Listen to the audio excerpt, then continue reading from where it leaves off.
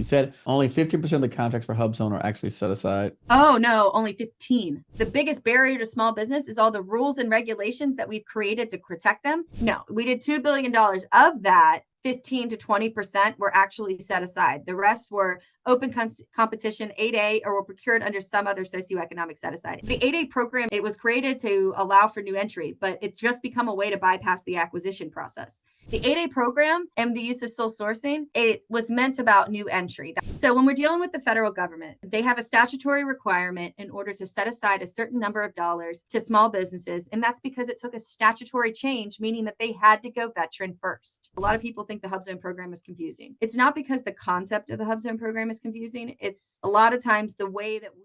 All right. Go ahead and just tell us who you are, your name, and your organization name. I'm Michelle Burnett, and I'm the executive director of the HUBZone Contractors National Council and president of HUBZone Council, Inc. So I'm really excited to be here today. And I don't even understand how awesome you are. It was 5 years later, and still people are like, I heard you on Eric's show. And I'm like, what?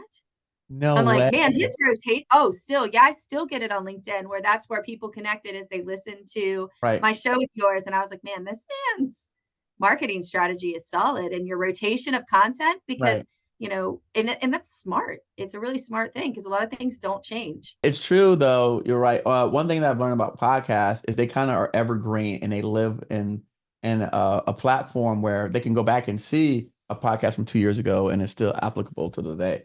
Whereas if you were to go on like a YouTube type format, what happens is they're just trying to push you out the most recent content, regardless of how great or quality content might have been in the past. They're just trying to put out the one that's, I guess, that they deem as relevant. But in the government, as we know, they don't change rules. Well, they said they change all the time, but it takes a long time to implement them and execute.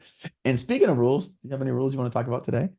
Oh, goodness gracious. Absolutely. So for those that are unaware, SBA released their second round of rule changes. For those that might not remember, in 2019, the HUBZone Council advocated to have some serious changes made to the HUBZone program, which was launched under the 2018 NDAA, and it led to the largest overhaul in the program's history. Full disclosure, some of the regulations didn't make much sense. But like trial and error, if you have a program, if you have a change that big, you've got to kind of figure out and adjust. And, it's not a one size fits all.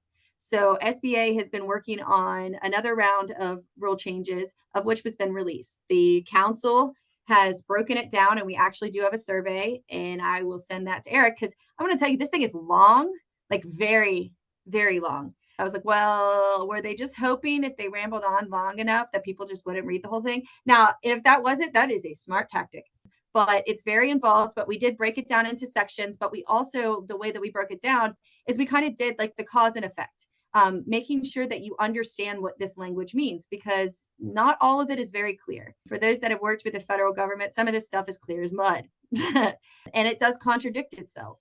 So the council really wants to hear your guys' feedback, but not just if you agree or disagree with these changes, but if you were in the situation, what would you do? You have to remember the HUBZone program is a program that was meant to facilitate economic growth and job creation. It is not about one individual company. It's about the impact your company has on that distressed community.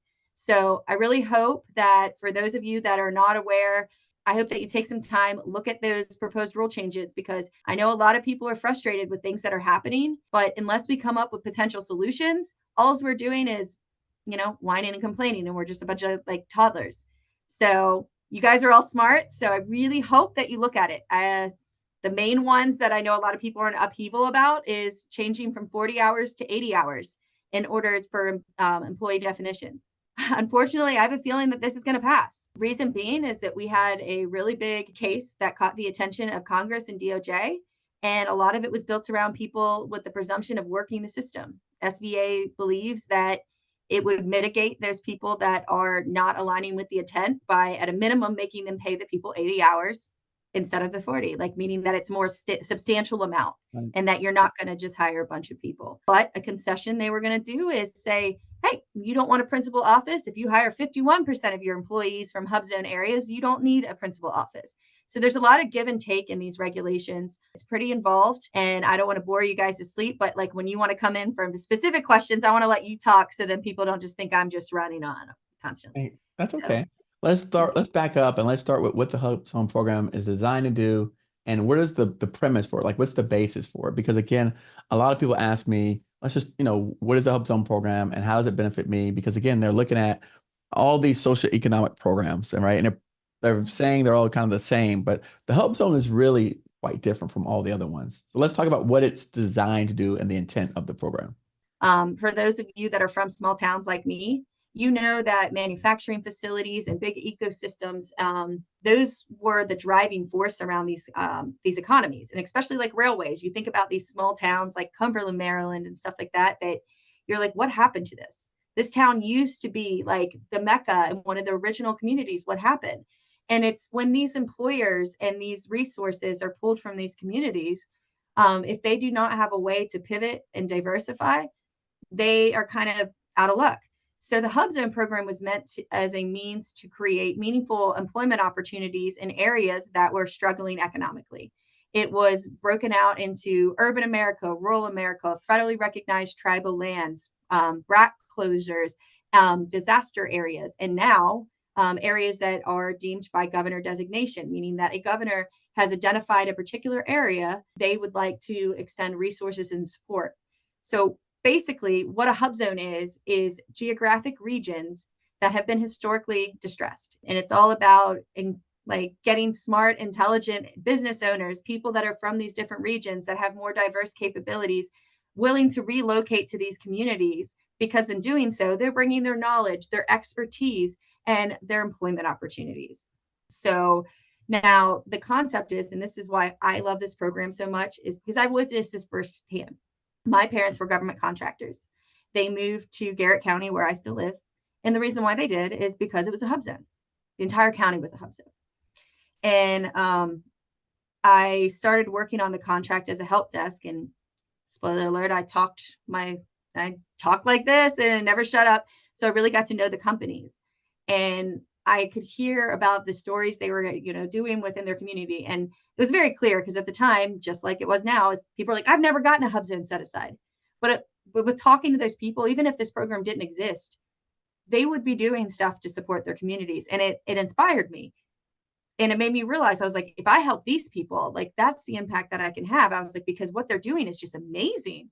I go, these individuals like inspired me to want to do better. And for years, I met amazing people like Mr. Coffie, like Lily Milner with Build It Up, like Derek Barnaby with Barnaby Solutions. But like the first person that put me down this path was my mom. My mom, who was a government contractor, who I saw working day and night and getting 2 to 3 hours of sleep and back up again to make sure her employees were safe and that they had an opportunity. But the thing is, with government contracting, it was always stacked against us. When we were supporting, I know the HUBZone program because I was a contractor on it. I started at the help desk and I closed the contract out as the program manager. So literally every single nuance, like the FAR regulations. And I'm a person that when something doesn't make sense, I don't just be like, I'm going to do that. I'm like, why? Why would we do that? And people are like, well, that's what we did. I'm like, well, that doesn't make any sense. Just like the HUBZone regulations. You're telling me when we don't have work, you have to be in compliance. But when you do have work, you get flexibility. I was like, anybody else think this doesn't make any sense? Or you can only have flexibility if you have a set aside, but we're not going to require the agencies to do set asides because we all know only less than 15% of the dollars counted towards the HUBZone goal are actually set aside.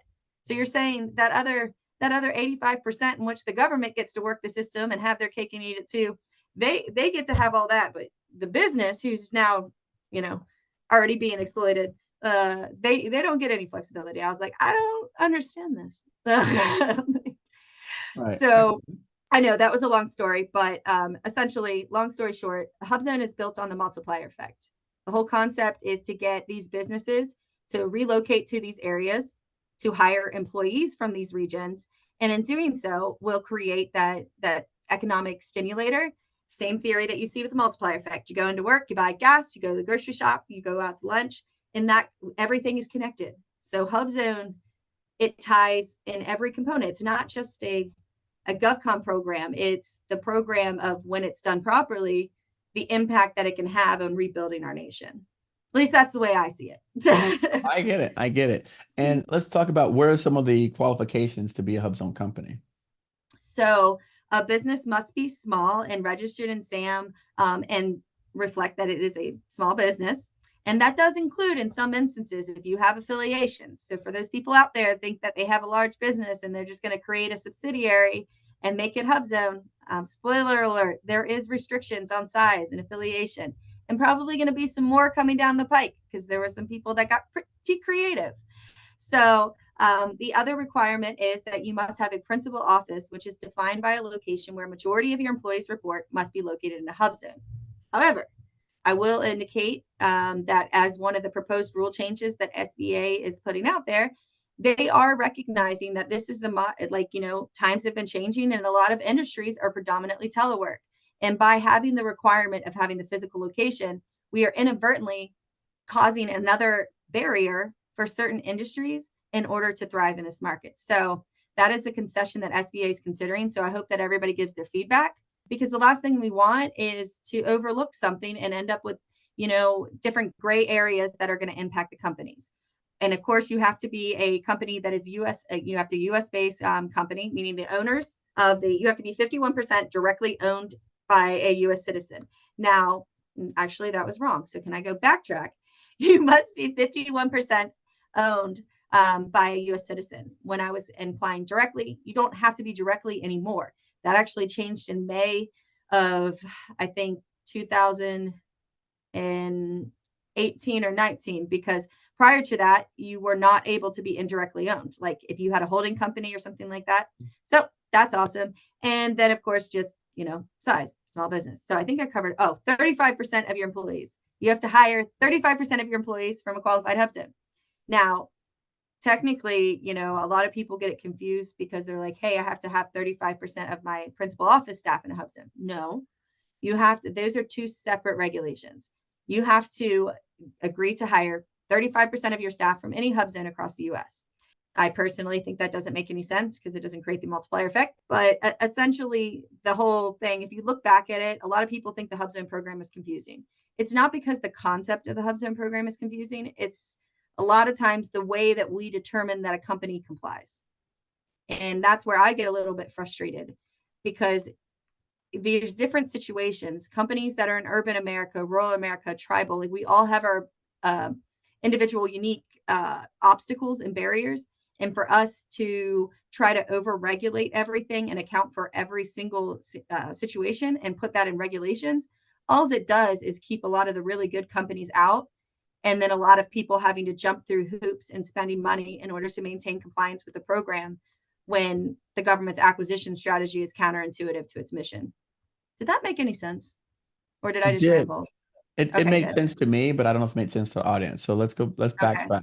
Let's go Okay. in and let's explain. Okay, you said something interesting that I don't want to glance over. You said only 50% of the contracts for HUBZone are actually set aside. Oh, no, only 15, not 15, right? 50. 1-5. Yeah. Okay. 1-5. Yes. Yeah. So can So you explain that to people so we know what that means? So when we're dealing with the federal government, they have a statutory requirement in order to set aside a certain number of dollars to small businesses and then socioeconomic businesses thereafter. Now, the reason why I think a lot of people are hearing about HUBZone is because HUBZone is the only socioeconomic program that has never met the program's goal in the history, meaning that 3% federal goal. Now, what I have a problem with is that I don't care if you meet a goal if you fail the mission. The thing is, the federal government on these other socioeconomic set asides, excluding maybe 8A, they've never met those statutory goals. There's only one federal agency that has truly met their goal based on how it's supposed to be done, and that's VA. And that's because it took a statutory change, meaning that they had to go veteran first. Right. Okay. And so with women owned, with veteran owned outside of, VA, Mhm. as well as HUBZone, not any of these agencies have met their goals based on true set asides. There's actually a couple years ago when I did the analysis, there was less women-owned and EDWSB set asides than there was HUBZone. I was like, I didn't think that was going to be physically possible. Touche, guys. Okay.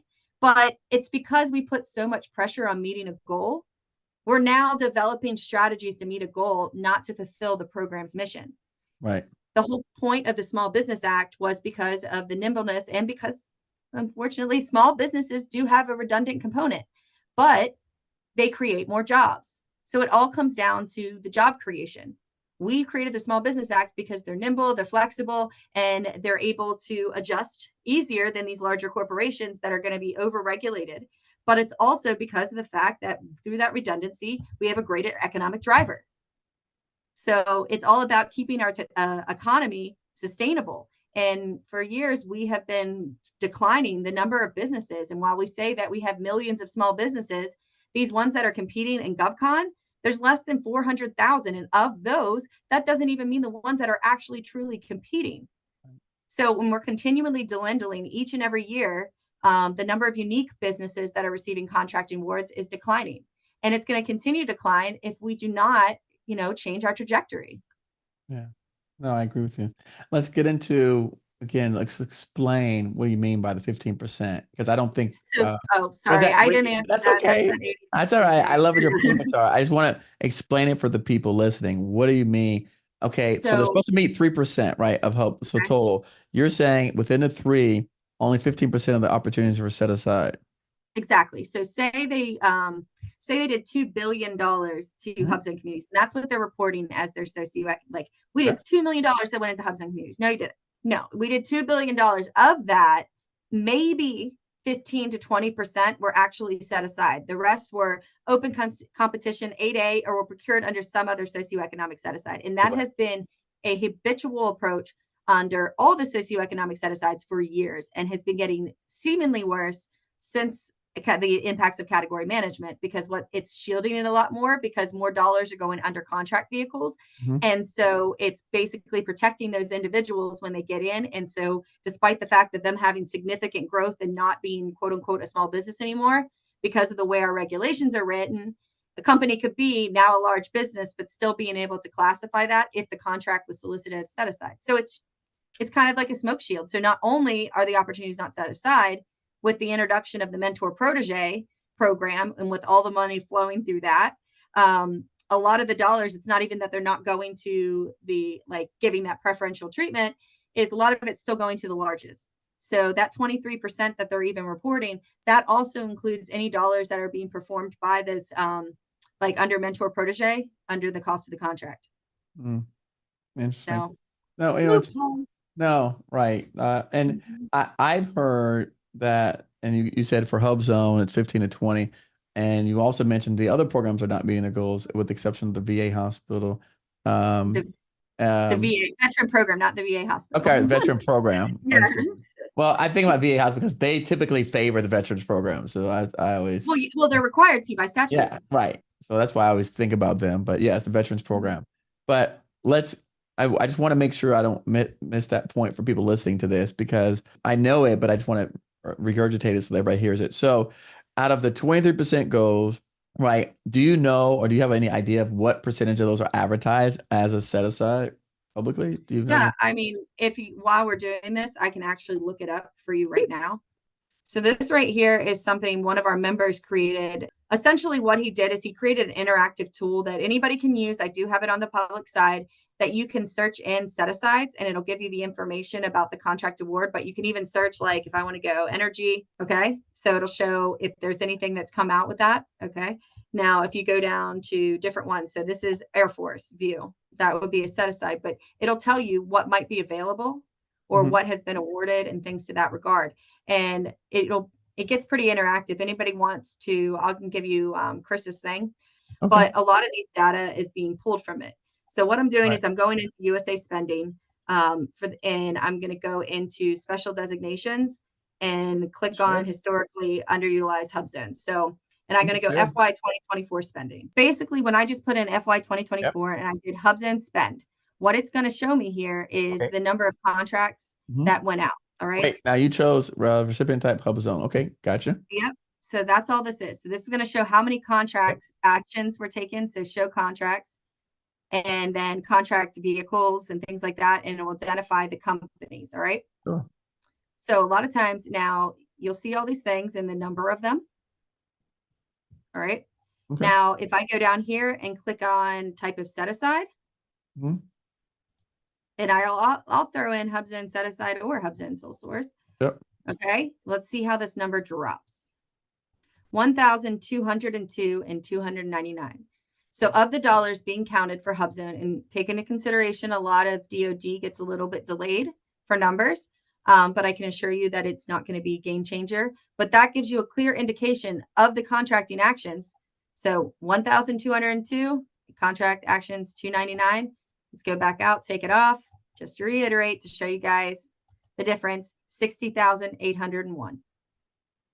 So literally of that, so let's just go for 60,801 divided by, what did I say, 1,600? No, 1,200, 1,200. Okay. Oh, so 1,200? I did, okay. So we're just going to say, yeah, I'm, say times.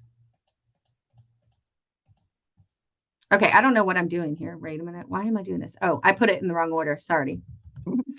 I was like, why is this doing this? All right. We'll just pretend like my math skills aren't horrible right now. Oh, 60, either one. You're on a spot. All right. So there we go. So basically 0.01.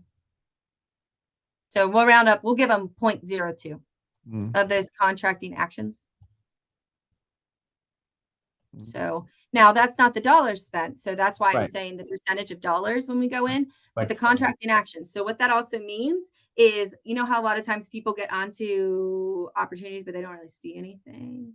So different components. So there's a lot of times that people will get onto IDIQs or MATOCs in which that their HUBZone status was being considered, but if no dollar value, if they never got an award on any of the task orders, then they didn't get anything. They put a whole lot of work to get onto a vehicle in which that when it came out to task orders, it was not exactly a fair fight. Because one of the things that makes the HUBZone program great is it provides a 10% price evaluation preference in open competition when bidding against large businesses. However, most of the times where, you know, a large business is going to go, it's in these MATOCs. So the perception is that the 10% price evaluation preference only applies at contract like award, which means, but there's no dollars. Like in multiple award contracts and MATOCs, there's no dollar value at that time. So it doesn't give the preferential treatment. One of the council's legislative priorities for many years was to try to get them to just clarify that the price evaluation preference applies at task order. And because we did that, like, you know, a lot of other people are going to kick back. And, you know, the council, we're constantly trying to create fair regulations, but, you know, there's a lot of people out there that don't want change because of how it would negatively impact their businesses. So it's kind of a delicate balance, but it's really important that businesses do speak up and they do their homework and they educate themselves, because doing business with the federal government is not easy. And there is not an easy fix. Like, I know a lot of people think, oh, well, there's some sort of cheat sheet. You know, the thing is, it's a lot of hard work. And can you be very successful in it? And can you create an environment? But nobody does it by themselves, you know, and there is not some, you know, secret sauce that is going to make you better, because there's thousands of people out there that have been doing this for many years. And the way that acquisition process is built, it's not really geared towards new entry, but that's why there's programs like SBARs. There's programs that are really should be supporting subcontracting, because we should not be encouraging individuals to start a business and go after contracts with the federal government when they're not ready, because we're setting them up for failure. And that's not fair. We need to make sure that people understand how this works and work as a team to help build each other up. And so that each year we have more businesses creating a, you know, a type of mentorship model. I don't know. I just went on a rant. So I'm pretty sure you're just going to have to cut a lot of stuff for me, but I'll go ahead and stop sharing. No, I think that's great. I remember when I first started the podcast back during the Trump administration, and Ashley Bell was on my show. He talked about that, about building up a mentorship model. And every time I just met with Alice Williams, and she talked about mentorship. But we've been talking about mentorship models for years, and nothing's ever come of it. So well, they did. So when SBA brought out the all small mentor protege model, I remember that. I also remember what it was supposed to be. The all small mentor protege model wasn't supposed to be about like the large businesses. It was supposed to be about the mid-tier, those companies that were almost over the threshold, that were either going to go one of two ways. They were going to go over or under. And unfortunately, those mid-tier businesses, they frequently do not get up to that level with the Lockheeds and things like that. They get bought out. And that's what happens. So it was supposed to be a way about cultivating and bridging the gap between these like more experienced companies and these new ones coming in. But for some reason, it just switched, and we started just feeding this false narrative that anybody can do business with the federal government, and that was the way that we were going to rebuild our economy. And I'm like, has anybody read the proposal requirements? I go, we do everything in there to be able to push proposals out. Like, I'm pretty confident we would have cured cancer like a long time ago, but some sort of research proposal got thrown out because they had a comma or like the wrong font color, and like they were like, nope, we're not reading this anymore. That's ridiculous to me. I like that. I like that. That's a good point. I no, it's hilarious that you say that, right? It's funny you say that. We could have cured cancer, but they threw it out because it had the wrong point font. No, that's true. No, I look at yeah. Again, you know what I do, so I agree with you. Let's talk about let's get on track for the HUBZone Council. So, how do you guys prioritize your advocacy efforts on like Capitol Hill and within agencies? That is from our members. Okay. So throughout the year, I basically accumulate all the things that piss you guys off, and we develop strategies. Actually, in October, we will have our member meeting where we give an opportunity. But throughout the entire year, if you haven't noticed, I like to talk. We do a lot of outreach events with not just the council, but we partner with other organizations, because I don't know if you guys are like me. It's hard. Like, people are like, oh, you host these events and that must be a good break. I'm like, wait, what? Like, going to these events, like, no, it is not a break. We all know, I know Eric feels it. Oh, Like, people are like, are you going to be here? And it's like, when we go out to these outreach events, we need to be focused on you. But that doesn't mean like our emails stop and our phone calls stop. right. And so what'll happen is and then that follow on, and it's a habitual cycle. All of us are basically running in circles just trying to survive. Like, we all have great ideas, but when we're all so focused on trying to reinvent the wheel and circumvent each other, we don't get anywhere. And that's why when we first started this call, my first conversation with Eric was, hey, we started launching some YouTube videos in order to find better ways to educate the public, because let's get real, government contracting is not exactly the most exhilarating program topic, and they don't try to make it, simplify it to like, modern day English. I don't know, I just sometimes I'm reading things and I just imagine the person writing it in one of those white hats, like those white wigs, Uh-huh. and then that's how I get through it, because I'm like, ha Okay. ha ha, and I give it like it's so much funnier that way. That's true. It um, is. I can imagine. That's a good visual. I you're have gonna to do it visual. I have to now. visual. Yeah, I have to you have visual. to do it with the horse too. It's like full skull and 7 years ago. I like that. Okay. Uh-huh. So, but the thing is that a lot of times we do things not because they make any sense, but because that's the regulation. And my response, and this is what the council does, is just because that's what it was, that how we did it, doesn't mean it makes sense anymore on how we should do it. So the council is looking for all kinds of different ways. We've been working on writing white papers, working with universities, working with federal partners. Like, for instance, later this month, we are helping our partners at Department of Treasury for their next site tour for the 50 state initiative at Shenandoah University on September 24th. I'm really excited about this event, not for what people think it is. It's not about the HUBZone. It's because they're going to do a ribbon cutting for their Hive facility, and Treasury is there to make a really cool announcement. And I'm just really excited because I'm a person that believes that a big problem of the divide within our society is like the lack of education. A lot of times we've tried to overregulate things to a point that we've removed humanity, and it's problematic. Like, we forget that we all have things, but we are told that it's not appropriate to say certain things, or you should just know better. And so what we do is we don't ask, and we've stopped trying to learn or even understand where somebody might be coming from. And that becomes a problem. But in my experience and what I've learned, like being in this role over like and working with hubs and community over the last 10 to 15 years, like our education system, like our school systems, our colleges and universities, they are the ones that are trying to shape and make the change. So I really like the opportunity to be able to work more with the universities, because we can't undo the sins of our past, but we can change the future. But that starts with our kids. So I'm going to start getting there a little bit younger. So the HUBZone program is a GovCon program, but some of the things that we've worked on is we've wrote policies for the state of Maryland, worked with Ohio, Pennsylvania, all about potentially adopting models like the HUBZone program on the state level. But making sure that it aligns with the program intent. Because when I made the suggestion to Maryland, I did not tell them to adopt it as it currently stands. I gave them contingencies on how they should mirror their language, but to optimize and encourage that businesses have to be from the state, boots on the ground, keeping the dollars and money that is intended to support these communities within these communities. Because HUBZone is geographic based, but the vast majority of the dollars that are counted towards the HUBZone goal, when they claim that millions of dollars are going to HUBZone, no, it's not. The reason why it's not is because most of the government's spending patterns, and this is across the board and has been for years and years and years, is centralized around key regions. You've got the DMV region, you've got the ports in California, Maryland.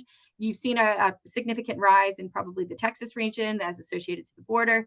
So those dollars for federal contracting tend to stay centralized around those areas. Mm-hmm. And especially since we really support, like, bringing people into the office and they want that physical oversight, that economic driver, those jobs and everything like that is staying in those cities. It's not getting out to the regions.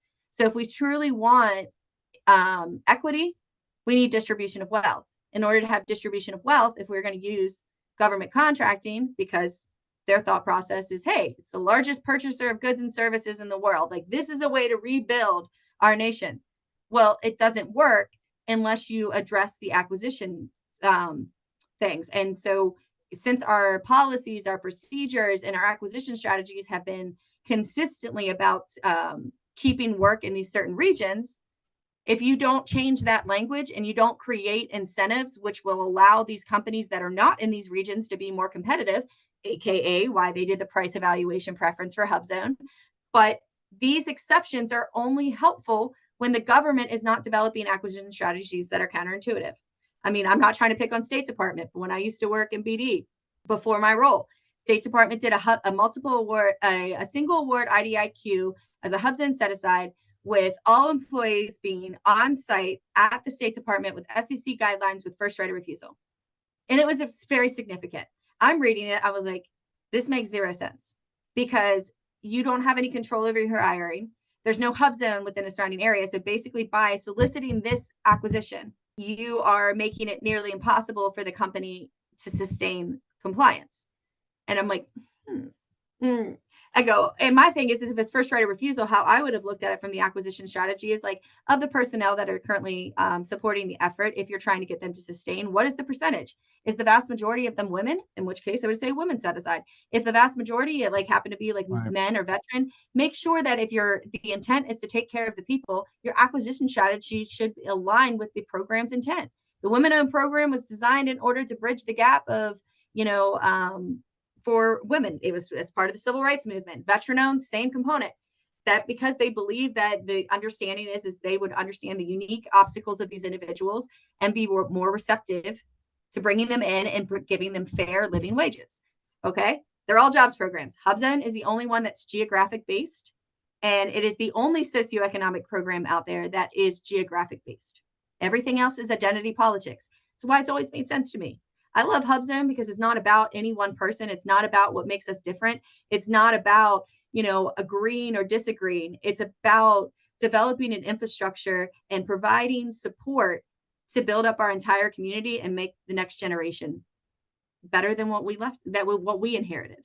Like, that's why I always loved it, is because it's about community.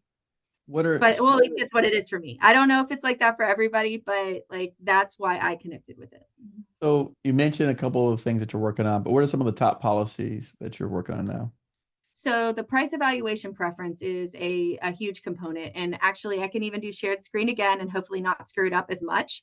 But the council has a webpage on our site, and I'm going to be sending it out today because, Eric, I don't know if I told you, the council got requested. So this was it yesterday? Today's Friday, right? Today's Friday. I think it was yesterday. SBA held an ombudsman hearing in which the council was given the opportunity to come in and brief. I'm going to be releasing our formal comments that we submitted in regards to it. Like, we went out and we were collecting, because we were already collecting feedback from the proposed rule changes.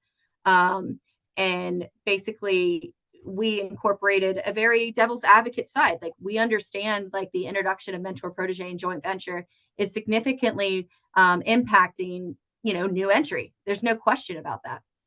Here, I'm going to go ahead and do shared screen with you, hopefully again, and show you where on our website that you can find this information. Okay, so if you guys come up to our website and you look at advocacy, you're going to see it broken down by policies, priorities, legislative actions, and legislative achievements. So if you go to actions, one of the things that the council has been also doing, and I encourage you guys all to check it out, is these are the things that we've done in regards to being on the Hill. But let's look at what the policies and priorities are. So we started creating videos in order to make it better for individuals to understand, because this stuff is kind of confusing. So I encourage everybody to go check out some of our legislative priorities, but these are our top priorities from a perspective of apply the price evaluation preference at task order.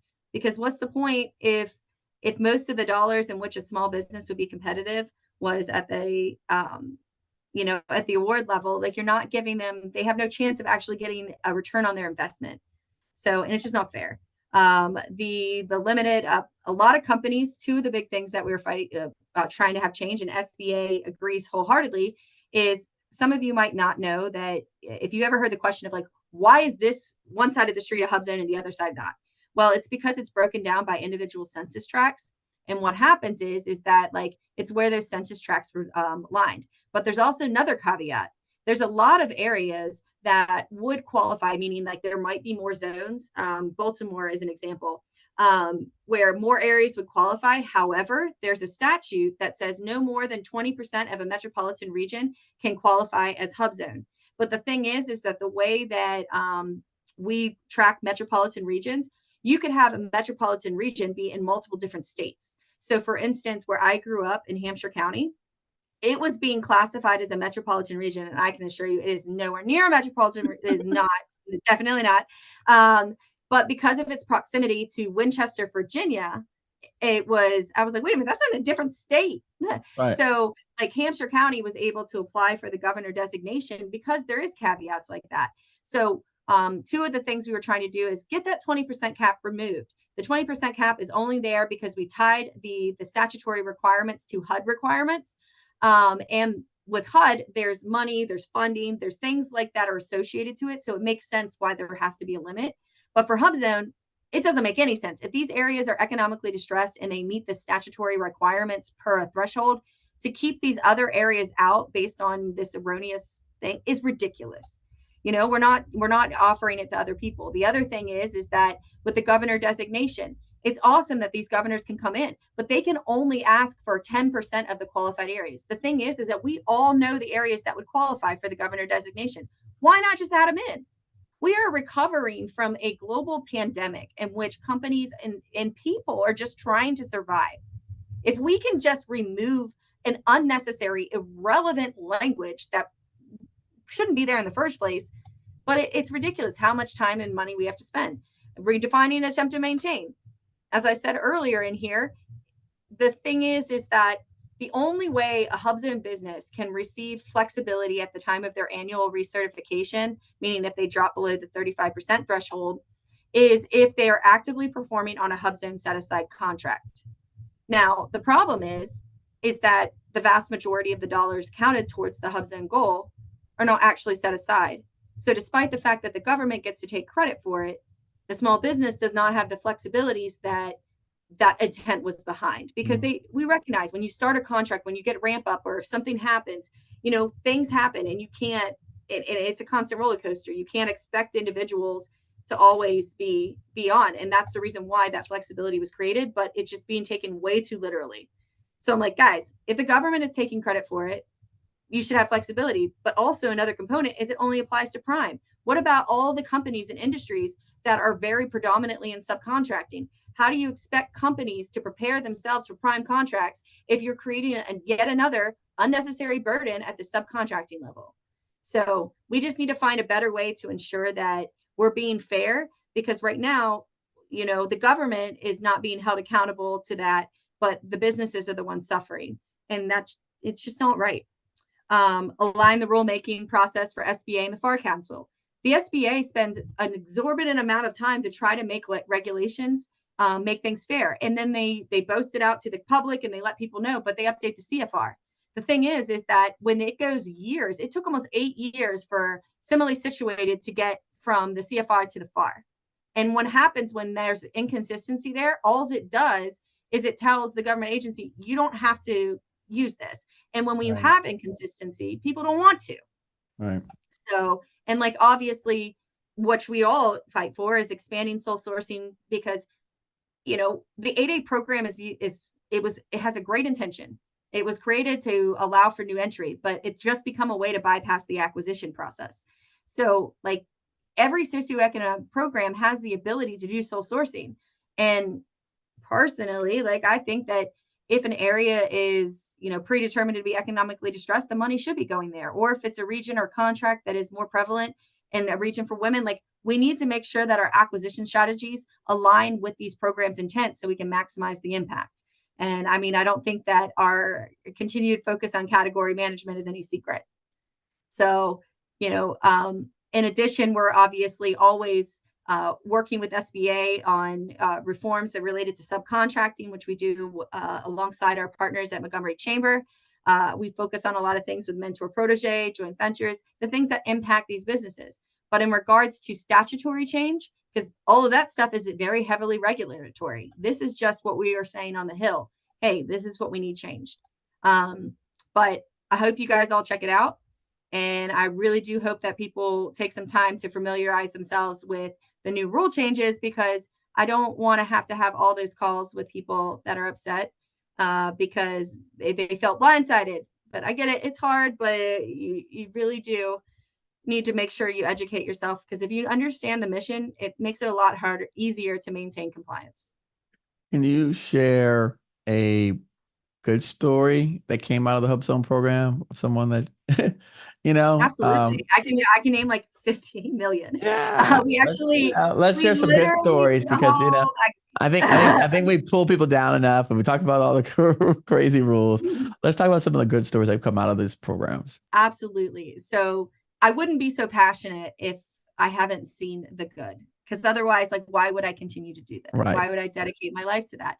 A couple of years ago, actually, I think it's 2 years ago, and with Lily Milner from Build It Up, we launched a digital magazine called Trailblazer, which is filled with success stories, not only just of businesses, but agencies that have taken creative approaches to really embrace the HUBZone mission.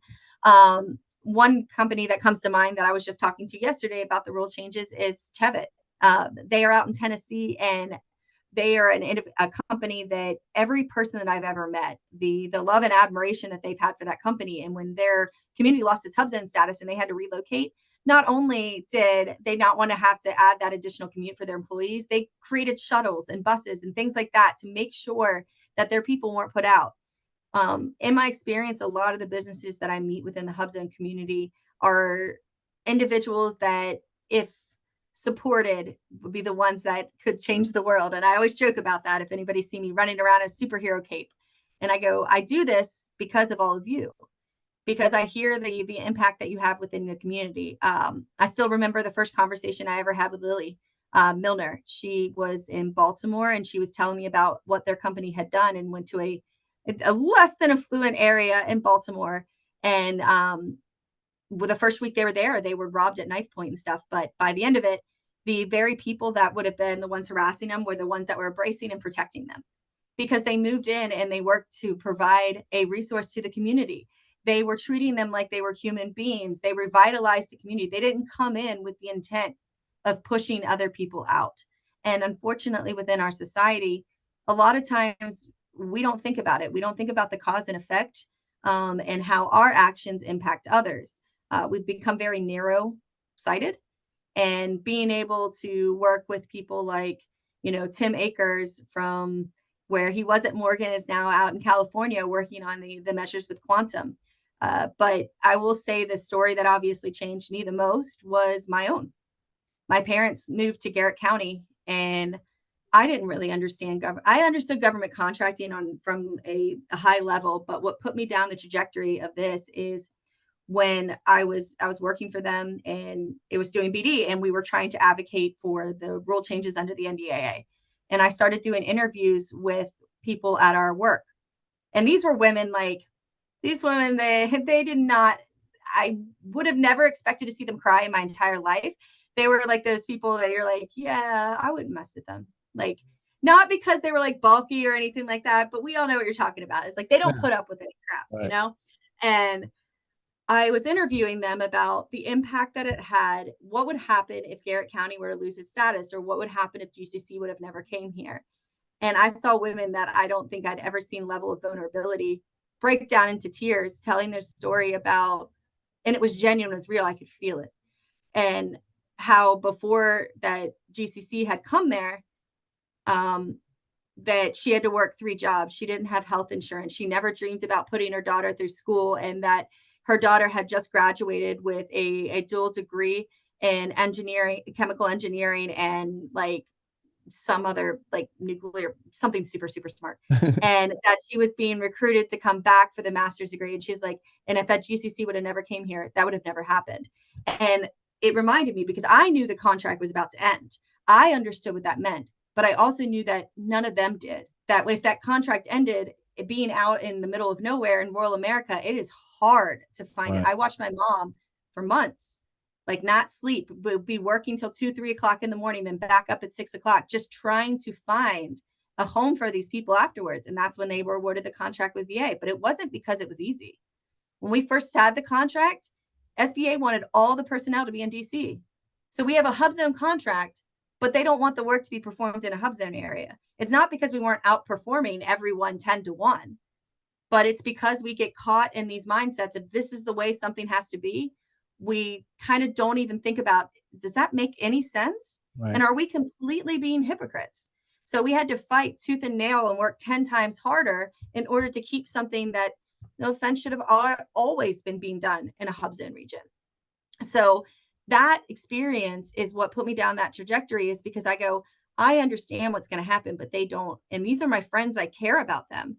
What happens if we can't find something else? But that triggered to me. And I said, what about the millions of other people that feel this way? There's got to be a lot more out there that are subjecting. And the more that I got involved and the more I talked to people, and unfortunately, I get way too invested. And when I feel like there's an injustice, like I can't let it go. And because I don't want to see this program die, and I don't want any of the people that have done the amazing things that have changed me forever to feel like it was for nothing. Because there's a lot of companies that go, listen, whatever, I'm just done with this. I'm not going to recertify. And it's not because they're going to stop being the person they are. Right. It's because they're tired of being harassed and being treated like I'm a villain, when we don't even take the time to talk to people or the community leaders. At a company that was being questioned based on their compliance and the legitimacy of their people. And I was like, before you go in and you treat people like this, please just call the boots on the ground. Call the economic development authorities, call the workforce or the PTACs or the SBDCs, the people. Ask them before you throw a monkey wrench into an entire community, especially if it's an employer that has quite a few people. Think about the trickle down effect. Right. Because the thing is that while you might think that you're stopping fraud, waste, and abuse, you might also be crippling an economy. Wow, that's deep. That's deep. Mm-hmm. No. So, how can certified companies ensure that their efforts lead to like measurable economic outputs? Because again, you know, a lot of people that are not, they're getting into this, they don't know all these things that you know, right? So Mm-hmm. how can we, as certified firms, ensure that we're going to get the full benefits of the programs? And it just depends. There's a lot of companies that get certified. And when I talk to them, I'm like, you're going to be better off on the state and local. Now, HUBZone might not be applicable in there, but the premise and the thought process of HUBZone is built on the mindset that how we should be doing things is prioritizing local vendors. Right. So if you're a company that has a certification, first you have to make sure it's doing federal contracts make sense. Because if you're going to go into an industry and try to be a reseller or something like that with products, a lot of that's going to go through the GSA schedules and existing things. If you're not well positioned to do that, don't go on the federal component. Now, if you want to provide products saying, hey, I have a lot of extra PPP equipment, if you're not on those contract vehicles and that's not the way to sourcing, pivot, go and start on state and local, target the hospitals, target these other industries that probably do have federal contracts and will need to be able to source it. So the strategy that I would tell companies is going to change depending on what industry you are, what region you're in, and who you're even trying to target. And if anybody tries to tell you, hey, this is what you should do without actually talking to you and knowing your past performance, just turn around and walk away, because there is no one size fits all. Because if there was, then why wouldn't everybody have these contract awards? You can't do exactly what somebody else did and expect it to work. It's like me going and trying to do a social media campaign and trying to expect that my outcomes are going to just like Eric. No, it's not. But it's not because Eric got lucky. It's because I remember when Eric was first getting started, he was strategic. He put in a whole lot of research. He looked at different strategies. He didn't just wake up one day and say, hey, I'm going to be an influencer. I'm going to go help these people. He educated. I'm assuming that. I don't know. He might just have I like, know but you're worked correct. really hard to understand the dynamic and how that he could get the messaging out. But a lot of times when people make things look so easy or seamless, and it's Right. like, Eric, you just have to show everybody the behind the scenes of where we're running around like covered in sweat and Oh, like, exhausted, passing out, like that's because we had just been on the floor all day helping people. oh Like yeah. people don't want to see that side of it, That's they don't want to see. I just reviewed my budget for the conference right now with our team, and they don't want to see that where they add Yeah. another, take your AV cost from 30,000 to $80,000, right? And now you gotta, Yeah. hey, I don't have 50,000 extra dollars sitting around to give you guys No. encore for your AV system. That's Mhm. ridiculous. So, but yeah. And it does, and it's hard and it's difficult. And a lot of times we don't see how everything interconnects, and then we get blindsided. But if we work as a team and we stop trying to be so focused on being the smartest person in the room.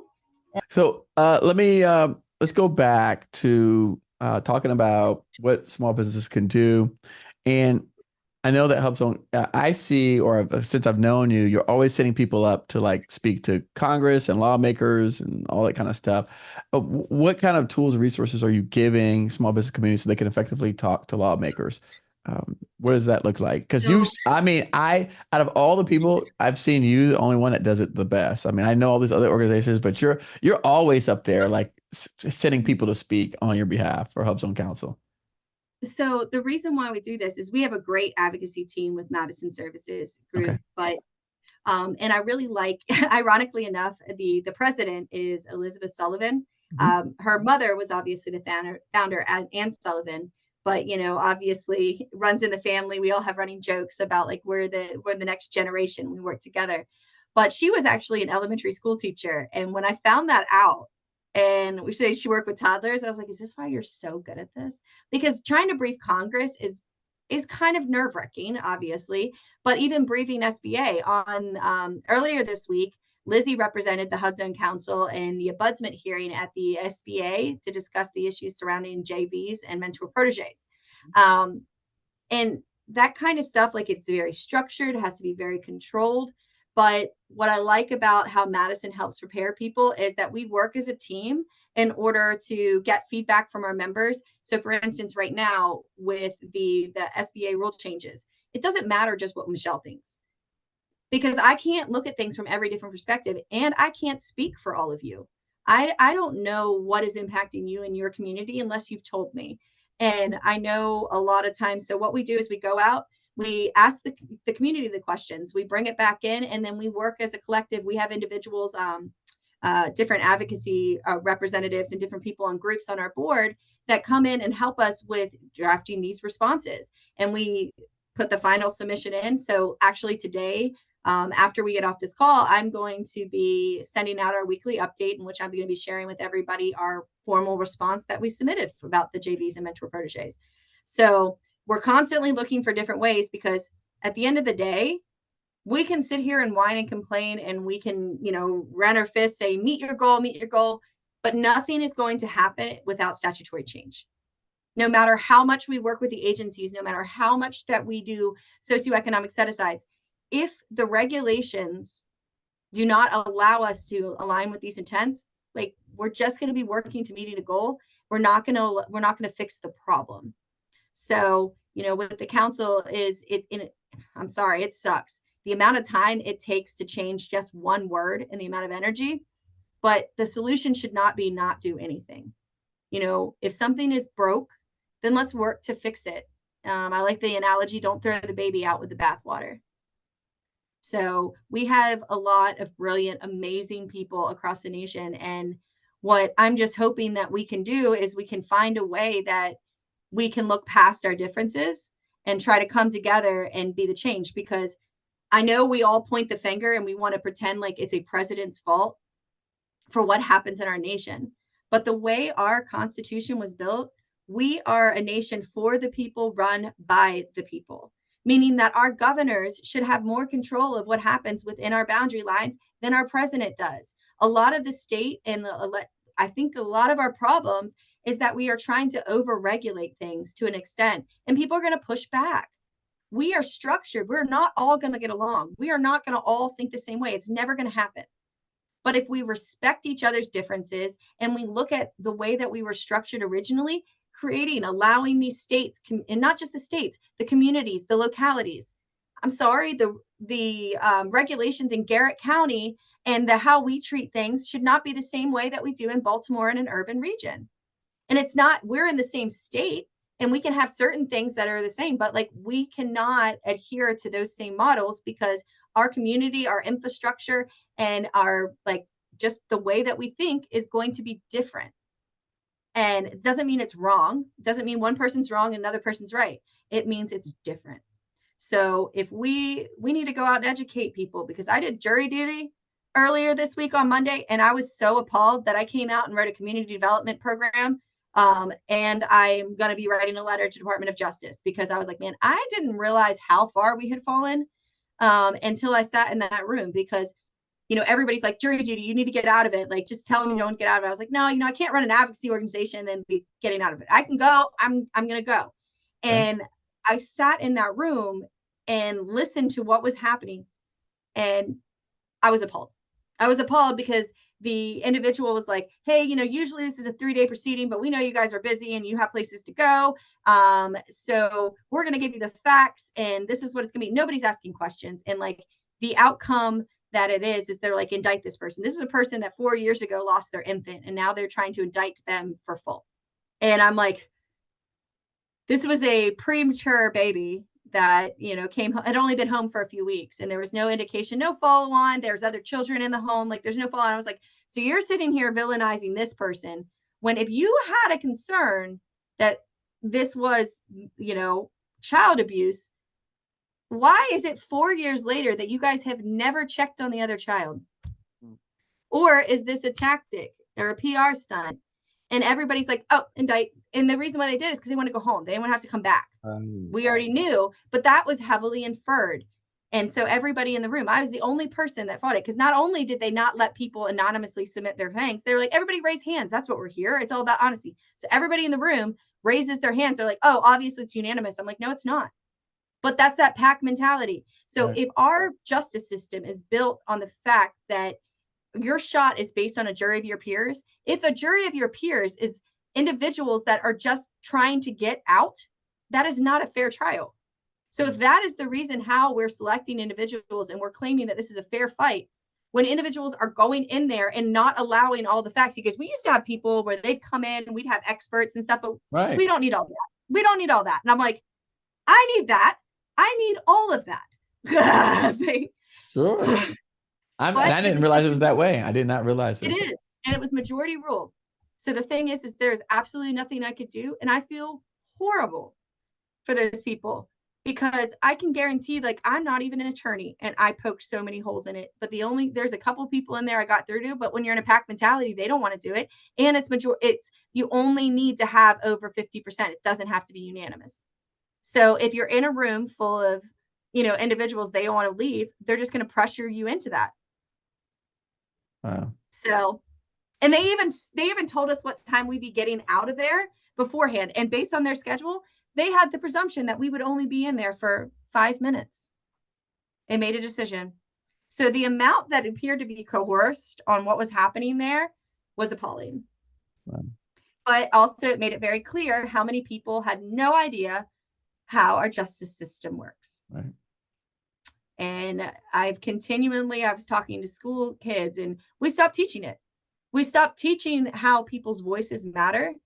And so I've met so many people with brilliant ideas, just absolute geniuses. And I'm like, why don't you just tell them to do that? Like, that makes so much sense. Just tell them. They're like, nobody's listening.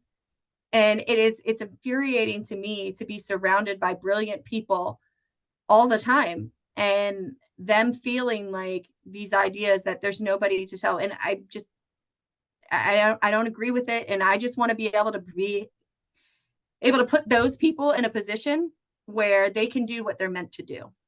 And that's to help other people. What's one of the ways that HUBZone companies the most impactful that they can get involved in your initiatives? Well, first, we are a nonprofit. So we're a member-based organization. And trust me, I am not good at my job of raising money because I just help people regardless. If somebody really needs it, thank goodness. But, unfortunately, a lot of times people don't want to be members of organizations anymore. And I get it. Like, we're all struggling. But there's a lot of companies that I even tell not to become a member because I know that I won't be able to help them because I'm not a PTAC. I'm not a score. Like the council, we provide resources to the extent of connecting you with people. We don't try to replace the abundance of great resources that are out there. There's a lot of free training programs. But as an advocacy organization, yes, do we provide a number of member perks and things like that? But the council, you're only going to get out what you put in. And if that's something, if you're just looking for somebody to help you and you do not want to be a part of an ecosystem of a team, we're probably not right for you. But at a minimum, we'd love any support we can get. We have the 501c3, but also if you go to our website and just become a member, or even just share our videos, help us share the message, making sure that people are educated. We just launched an AWARE campaign, and we're going to be pushing that out there a lot because the thing is we don't know what we don't know. So the AWARE campaign is to say like what we're all about. A lot of times somebody made the mistake of telling me to stay in my lane. I mean, stay in your lane with like HUBZone. Well, the reason why I love HUBZone is because it connects everything. So workforce, economic development, infrastructure, education, and things. So the AWARE campaign is all about that. So it spells out so access, workforce, economic development, relationships, and advocacy. So the component is when we spell it out. So it's access, workforce, advocacy or advocate, relationships, and education, because all of these things are interconnected. And we cannot fix the problem with our small businesses without fixing the workforce problem. And we can't fix the workforce problem without fixing the housing problem. We can't fix the housing problem without fixing the inflation issue, and so on and so forth. Everything is interconnected. And if we're making unilateral decisions, not taking into consideration how it impacts other people, we're not going to get anywhere. Take when Sam changed that you didn't have to have multiple UEIs, but SBA HUBZone wasn't picking that up. So when you're going to do your research, they were like, you need to have all your locations registered. And Sam is coming back to you saying, no, you can't register all your locations. And people are just in an habitual cycle because we don't talk. We don't care. We decided that this is in the best interest, but we forgot to tell everybody else what was happening. Or we did, and we didn't make sure they understood it. I find interesting is that, I mean, you talk to these people at the SBA, and I mean, I've seen them at your programs, I've seen them on platforms. What is the disconnect? I mean, they know you, clearly they know they you, know. and you know I'm them. So what is the yeah. disconnect? It's because things have to happen on different, like for us to say, like, my favorite time is when the feds that I really respect retire. So I'm like, now tell me what you really feel. Because there's a lot of times everyone's like, you need to go run this program. You need to go be a federal employee. I'm like, I could never do it. I could never do it because the amount of bureaucratic hoops and the bull crap that they have to deal with, it makes it so difficult to do what we know needs to be done.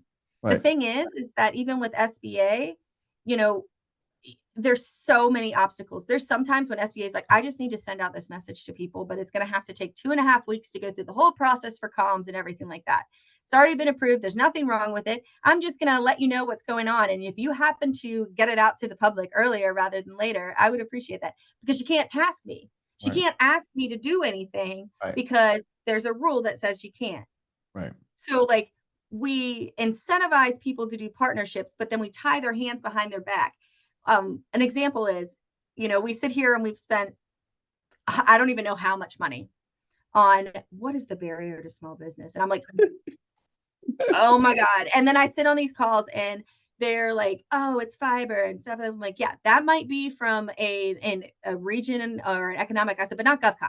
I am sorry. If you do not have internet access, you're not going to thrive. That is not the primary thing. Right. The biggest problem with our government contracting with these programs is because of the fact that we don't use them for their intended purposes. Mhm. It's like we close our eyes and we're like, that one. We're too busy working the system. And what happens is when we're working the system and we have all these regulations, the biggest barrier to small business is all the rules and regulations that we've created to quote unquote protect them. Is this very thing that is inhibiting us from soliciting to them. Look at sole sourcing. The 8A program and the use of sole sourcing, it was meant about new entry. That's why it had that $4.5 million cap. Mhm. Now their solution is, hey, we need to increase that sole sourcing cap. Me, Michelle, personally, I was like, well, that's counterintuitive to the program mission. But the reason why they're doing it is because nobody is going to go through and write a J&A and do all those dog and pony show things in order to do a sole source for something that's that low. Right. So they wanted to have it increase. And I was like, well, if we increase the threshold, but we don't remove the J&A and the rule of two requirement, all you're going to do is crush all these other, anybody that's not 8A. That's the only person who'll benefit. They're like, oh, well, small steps. We'll increase it now and then we'll go back and do it. I was like, it could be 20 years before you do that. And all these programs everybody will be out of business by then. Mhm. So it's knowing how the cause and effect happens. And if we don't have people involved and people do not unite and show that this is an issue, what are we supposed to do? I am tackling and going after the Board of Education because everybody was telling me all these issues that were happening. But when I spoon fed them what to do and I said, hey, fill this out, do this, this is the process, no one fills it out because they're scared. You have to have somebody that will protect you and when I stood up there on stage and why I've taken 7 years to get up there and say, listen, I'm done. I am done doing these events like this. I am done just continually giving the false narrative or even perpetuating your false narrative that this is easy or that there's something. I was like, I'm not going to do it. I don't believe in a lot of these things that you guys are saying. You want to go out here and say you care about small business and you support subcontracting. Well, why is it that we have so much limited resources in order to enforce subcontracting plans? Why do we not have regulatory requirements that will allow grit and teeth in order to enforce those plans? And so you're basically telling commercial industries, people that have stockholders and have other people they have to report to, hey, do the right thing because that's what's good for our economy. But you're not going to enforce it. You're not going to impact their grade. And you claim that the reason why you can't enforce it is because per the statute, it says there's no authority for them to dictate who does it. Yeah, it does say that. You can't tell them who to use, but you can tell them that they have to have the names. Like you don't just tell them, hey, 10% will go to HUBZone. Name names. Tell us who it is. So then if you don't do it or you ask for a waiver or you claim they couldn't respond, we can do our due diligence and follow up and see if you're full of crap. Mhm. We say that small businesses should not be a part of the subcontracting plan. And when I asked why, so the subcontracting reporting process, the thing that happens when it goes to the government, the small businesses are not part of that reporting process. And they're like, well, it's overly burdensome. And I'm like, no, they need to be a part of the process. So, because if they're being reported that they don't have the capacity to do it and these task orders are being offered, if they were to whistleblow, that's going to get back to them. And now they're shooting them. They were like, if people aren't getting their work share, they should tell us and we'll handle it. I'm like, yeah, and they should shoot themselves in their own foot Right. because people are like, that doesn't get back. I'm like, it absolutely does. So, but if we were to change the regulation to where it is a requirement, you're not putting anybody out on an island for trying to stand up for themselves. So, and that's one of the things that me from an advocacy organization, there's a lot of times when people are just getting bullied. I was like, call me. I will not name drop on you, but I will look into it to see what I can do because I realistically know that if they try to stand up for themselves, they're going to blackball themselves. And I was like, it's okay if they hate me. I've been on contracts that I worked before where I was the government wasn't even in this role, tried to bully me into releasing information to them. And I'm like, nope, not going to do it. Somebody trusted me with it. Like, you don't need it for the statistics that I'm producing for you in order to validate the information. And I don't trust what you might do with the information I provide you. because I was doing a project for disability. They wanted me to develop a strategy to increase entrepreneurship within the disabled community. I said, well, what are we going to do to support them with their growth? Because I'm somebody that I've been sick since I was like 12. I have to do things. A lot of things are a whole lot harder for me. So I'm very sympathetic for this, but I'm not going to pretend like my struggle is the same as somebody that's visually impaired or physically impaired or suffers different types of components. I can't speak on their behalf. And so we did a lot of research and we explained these strategies and we're like, here, these are different obstacles that these people would experience. What can we do to help them? And, I was not thrilled with the response I got because it was like, well, that's not our job. I'm like, well, you want me to develop a strategy to hype people up to go forward this when it might make things life even harder for them if we're not going to have measures in place to support them? I'm like, not sure I like this plan. So the thing is, long story short, is it all comes down to cause and effect. And I actually, over the last, and I'm not sure if anybody realizes it, that I always had a consulting company, but I think just a couple months before the conference, which is probably why I went a little bit MIA, is I gave up the company and went all in. I came on the books with the council and I said, guys, if I'm going to do this, it's going to be 100%. I'm here. I'm all in. I'm fighting for this, but not just the GovCon HUBZone program, but what this HUBZone program is supposed to do in regards as being an economic driver. So, we are going to be looking at opportunities on the state level, pushing for legislation that is going to mend the requirements associated to what all links into that ecosystem, making sure that working parents, that we take that into consideration about how a lot of times with parents not being able to be involved because, they can't get off work or they can't do these things. But the employers, they shouldn't have to suffer because if the parent needs to go take care of their kid, the employer shouldn't be then left out, because if the employer is left out, then their client's going to be mad. If we don't think about how everything interconnects and plan, the thing is when we first were going to do the PPP with the EIDL, their solution when it first came out was, because all of us were in roundtables, I deal with a lot of closed door roundtables, is, hey, we'll just do the tax credit thing. So we're all familiar with tax credit, but the PPP for the payment protection, I was like, what good is a tax credit if you don't have any money to pay your people to keep them on the hook? I said, what's going to happen is they're going to lay the people off and then they're going to lose their insurance. We are in a global pandemic. We need to make sure people keep their insurance, because if they go off of insurance, it does not matter if we issue a stipend, because their entire stipend is going to go to cover their COBRA. Yeah, exactly. I was like, because it is ridiculously expensive, because I was a person that was dealing with it because I went on COBRA after I left the company. I was like, their entire thing would be that. I go, why don't we develop a thing that incentivizes individuals to keep people on staff and allow them to do it? Now, of course, they forgot the thing. I was like, I certainly didn't say pay them more money to stay at home and then put everybody else's life at risk and be all pissed off because they're like, listen, I'm going in and putting my life at risk and I'm getting paid less money for people to stay at home.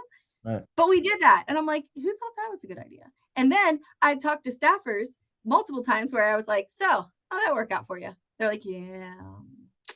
I'm not going to say which or where, but they recognize that because of the way that we did when we went out and we did like the stipends and stuff like that to people, they assumed what people were going to use that money for was to pay their bills and their rent. I was like, well, you just basically came out with a regulation telling people they couldn't kick them out. I was like, you were too strong on your contentions. And what happened is you didn't think if you were telling people not to have to pay the rent and not to get kicked out, those people that are landlords, a lot of them, people like they can't pay their bills. And if they can't pay their bills, then that goes to foreclosure. So your one action of assuming you know better had a trickle down effect, probably impacting lots of people down that line. So we just have to be better about figuring out, like, if we're going to release something, making sure that we're clear. This is what this is supposed to be used for. And we can't hold people accountable if we're not clear about what the rules are. And if they do it differently, then coming back and be like, well, no, that's not what we meant. And that's what our government does all the time. That's what's happening to a lot of people with the HUBZone program right now. The SBA realized that a lot of people were working the system with the 40 hours in a month. So they came out and they put emphasis. They were like, wait a minute, we don't want just people like putting people on books and not actually supporting them. Okay, that makes sense. But they said, all right, we want to make sure it's meaningful, but gave no definition of what is defined as meaningful. And that is so open for interpretation, because what me and you consider meaningful is not the same thing that maybe SBA does. somebody watching my kids so I can work is meaningful for me and essential in order for me to do something. So the thing is that by them believing that they've articulated this point, their assumption is that people are disregarding. I was like, you weren't as clear as you thought you were. Mm. So a lot of these individuals are not trying to be problematic or not trying to be fraudulent. They're like, we've been telling them. And I was like, you realize that this is literally the last thing on people's minds right now. Like, we Right. have 5 million things to do. We got to pay bills. We got to feed our families. We've got regulations coming out the wazoo, health issues, employees. I'm like, their annual cert, they only think about that at the time they have to. And the Mhm. only, or when they actually have dollars coming in.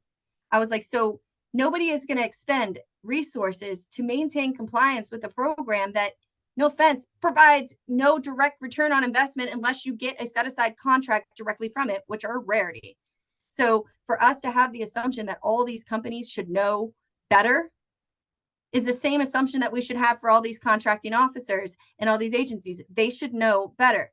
But if we're not going to hold them accountable, how is it fair to hold the businesses? And I'm not implying that we don't need rule changes. I'm just implying that we need to provide some grace and make sure that before we make unilateral decisions, we look at it from different perspectives and that we trust the individuals from the communities, our community leaders, our individuals that are in economic development, state and local government, our SBA resource providers, of asking them, is this company aligning with the intent? Before we make decisions that could impact a lot of people's lives.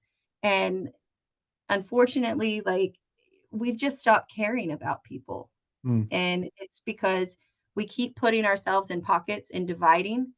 I was making a joke with someone. I go, I don't really think our problem in our society is like a race thing per se. It's like we try to overregulate and make things fair for every single every letter of the alphabet. And I go, Sure. I got like 20 personalities going on in my head. So if you're going to try to make regulations for how I feel that day, like, it might change tomorrow. I have severe ADHD. Like, I tell people, unless I have said it out loud and talked to somebody that is a neurotypical and they have been like, yeah, that makes sense, Michelle, don't listen to me. Like, if I've said something where I was like, hey, let's go do this, but I haven't had a chance to bounce it off somebody, it'll probably change about 15 times. So the thing is, but I know that about me, and the people in my circle know that about me. So I keep people close that understand the way that I communicate. So then that way I don't accidentally say something or do something that could negatively impact someone else and me not even realize it. Because a lot of times when we do or say things, we have no idea we've offended another person. And that person, if they don't tell us, how are we supposed to know? What do you see as the council? What do the council see as the future of the HUBZone program? I'm hoping that the future of the HUBZone program is where it's going to be adopted and the methodologies are going to be used on the state level as well. I'm really hoping that we're going to go back and start embracing youth programs and looking at the education for the next generation of the workforce, because this program is a workforce program. In order for it to fulfill its mission, we need to be creating the jobs in these regions. So I really hope that in the future, I'll be able to have the first ever HUBZone Rural Business Development Center and Community Development Corporation, which I'm in the process of writing some language for right now, because I'd love to be able to do that in Garrett County. And I've already briefed the Board of Education about bringing that stuff back home, because the HUBZone program works when somebody that is invested in the community is there. So in my experience, where the HUBZone program has been the most effective is when the owner lives in the community, because they have a drive and a connection to those businesses and that ecosystem, because they are just as interdependent on them as they are, like, vice versa. Wow. So Well, why don't you go ahead and close us out? We've approached the 90-minute mark. So, hmm. tell people what you'd like to leave them with in terms of action steps, next things, items that you like to do, places you want to send them to. I know you mentioned the 50 state program. Anything else that you want to, go So over? we will be on October 10th. We're going to be in DC at the Challenger event with our partners at WIP. September 24th, we will be in Shenandoah in Winchester, Virginia, at the Shenandoah University, and of course, we'll be supporting our partners. And at the end of November, in I believe it's in New Orleans for Society of American Military Engineers. But I'm hopefully going to be able to do a kickoff event in my very own hometown for a project that we're working for, a GovCon's certificate program that we are piloting with our local college through the one and only Guy Timberlake. You know, I go, hey, if we're going to do a pilot, like I got to come in strong and get like that, you know, because I'm just going to walk in and be like, hype man. I'm like, and I'm proud to announce that guy. Sorry, that was a tangent. I just had to do that for you, Eric. But the objective is that I want to be able to see and show people like my community and inspire them to try to do similar things within their community as well. Because I know a lot of them are doing it. But if I am able to do that, I pitched the concept of doing it around April 23rd to 25th, because the 25th is my birthday. And that's about the only time that I would be like, hey, yeah, let me work on my birthday, if it's a way for me to connect with my community and explain why I do what I do, and have them there with me for it. So if it does happen, fingers crossed, hopefully I'll be getting Eric and his charismatic team out here to help me with spreading the message. There you go. I love it. Well, hey, listen, it's been 5 years in the making, and you do not disappoint. So, Yay. Until you so have to go edit all this footage and you're like, yeah, no, listen, thank you. I appreciate it. We're not editing any of this stuff. We're letting it go just like this. We're gonna let it rip, and they're gonna get the full 100% of you. Okay, well, when they have 5,000 questions, they're like asking you to like slow down the volume in the Uh-huh. sections where I went on my rant Yeah. or flipping through screens. But I don't have a problem. I didn't say anything on here other than apparently I make up words sometimes, I think. Oh, it's okay. Well, you did wonderful. Thank you. I appreciate you. I mean, again, I listen, I wish everyone was this passionate about the programs that they were advocating for, right? And I Sure. just don't see that. I don't hear anyone else talk like that. I've been to a lot, and again, I know your partners, but I just don't hear them speak like this. So, you're the only one that goes all in on these different programs, right? So, I think, and you do it because it's required. It's the work that's required to do because you're not getting the support you need. So maybe it comes out of necessity. No, I don't think so, because I can assure you I am stubborn. And if I didn't believe in it, I Sure. wouldn't be able to do it. Like, you know, when I don't like something or if I don't like Sure. someone, I Yeah. won't talk bad at them, but I won't talk at all. And that is just a prime indicator. There you go. No, I love it. I love it. I love it. Well, listen, thank you so much. I appreciate you. And I And know the you got last some work thing to for do. you to edit, Eric, how? What's your Fountain of Youth streak? Like, did you get younger? It's been 5 years, but how do you look younger? Yeah, Okay, so I would like to do a screen share of this video 5 years ago and be like, the- somebody has found the Fountain of Youth and is not sharing the you secret. know And what? I don't know. I thank my parents is what I could say. I genetics, thank my okay. parents. I'm gonna say that way, so then that way I don't have to make a special chemical or formula. So I just say I credit my Oh, parents. Then that way there's no magic formula to it. It's just genetics. oh, So then it's like, well, you can't replicate genetics. So yeah. I'll say that. Well, you can technically, according to Now you geneticists. can. Now you can. Yeah. I'm gonna stop this recording before these people kick me I out.